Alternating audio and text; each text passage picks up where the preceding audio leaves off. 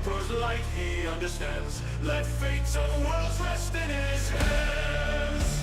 Greetings, dear strategists. Because I overall got too many projects going on, I'm trying a new style of presentation discussing regarding topics. So, we got several good news regarding the new Warhammer 40k show, but also I'm still not convinced we will be getting the great deliberation from modern media purgatory that we have been hoping for. So, shortly coming to the good ones. 1. At least Henry Cavill has been granted $200 million to develop the first spin-off series, and we got regarding strong hints that it will be an Eisenhorn series, because they also talked with Ana de Armas, if I'm correct, for example. So we have a clear indication there will be a strong lead female role. Another great thing to hear is that recently, quoting, all writers went home while Henry Cavill stayed behind until 4 a.m. trying to correct the script. That can be read two different ways. And also, he is an executive producer on this one, which also should make us hopeful to some extent. Problems, point 1.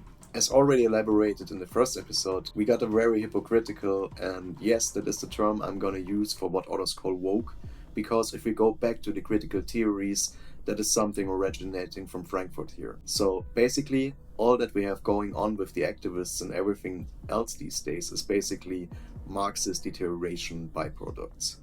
Many of them might be fueled with good intentions, but as also explained in another series, good intentions does not equal excusable outcomes in any regard. So, the regarding leadership of Games Workshop has already shown that they are quite on the left, whatever leaning side in all of this, which can be a good sign for any of us. Another little example was that they actually tried, how to put that, adult and minor romantic same-sex relationships into a Bretonia-based novel. Yet it might be fitting from the topic here. Long story short, don't push that on us. Second, as already mentioned, the new CFO, already in her earliest career, sold a major part of her stocks, at least 1/3 of her stock options for Games Workshop, so you're left to yourself what you do with that, so... Next thing is that we have already had the female Custodes controversy going on, and not only have they been pushed on us with regarding modern series on the great Warhammer Plus, but also now regarding models have been revealed. So we have already discussed this in a former episode. I'm gladly inviting you to revisit that if you would like. But yeah, basically retconning and then also gaslighting regarding fans when they point this out. So there has always been a brotherhood selected from the best men. Because why? Because we got regarding more muscle mass, and also the genetic templates are fused to that.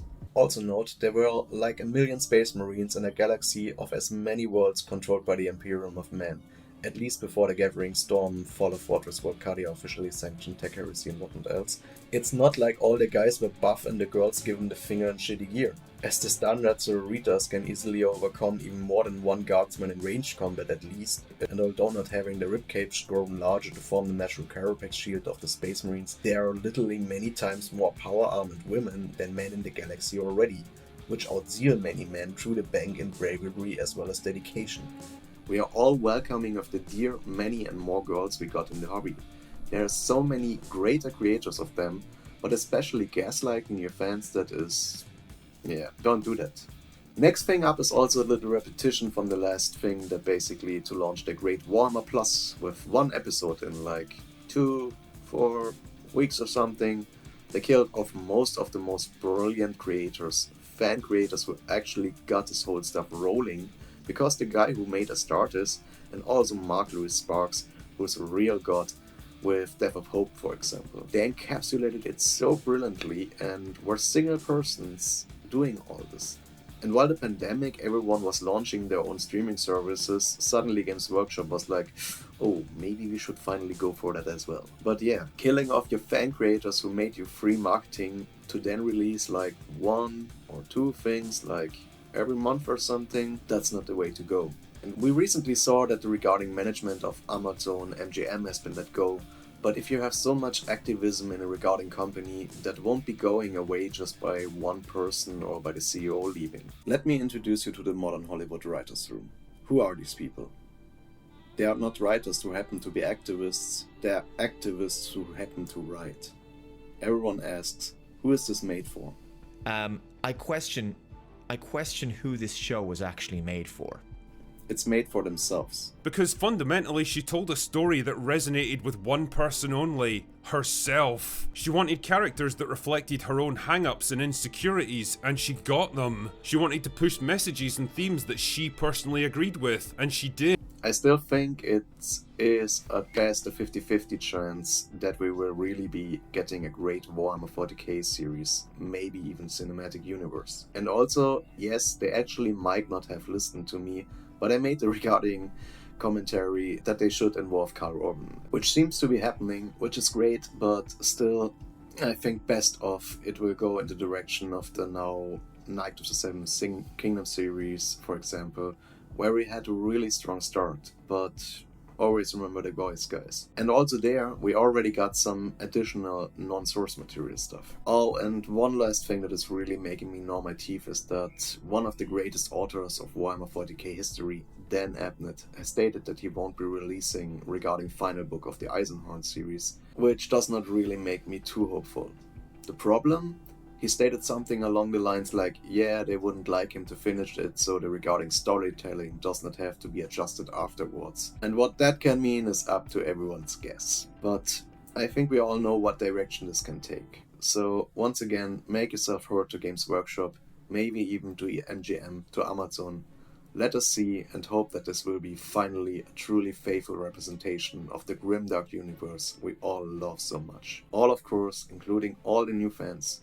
We have always been welcome to new ones, and as already showed, we have been also very tolerant of... Well, here they are, my lord. Some of your other companions.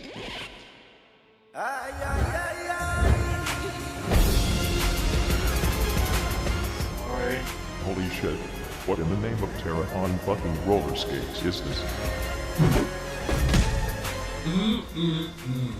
Long story short, let's be friends again, let's try to mend this, and let's hope for that they stay faithful to what Warhammer has always been about. I can only repeat what everyone always has been telling to Marvel and Disney lately. Stay consistent, listen to your fans, and hire actually capable people, such who envision brilliant female characters with real character arcs, instead of having to resort to dump down the surrounding males and villains just being kind of there because the hero was already super awesome and she just had to get to finally unhinged by realizing society had been holding her down by asking her not to act entitled and listen to qualified advice to become super Saiyajin level awesome or something. I thank you very much for your attention. This concludes my elaborations.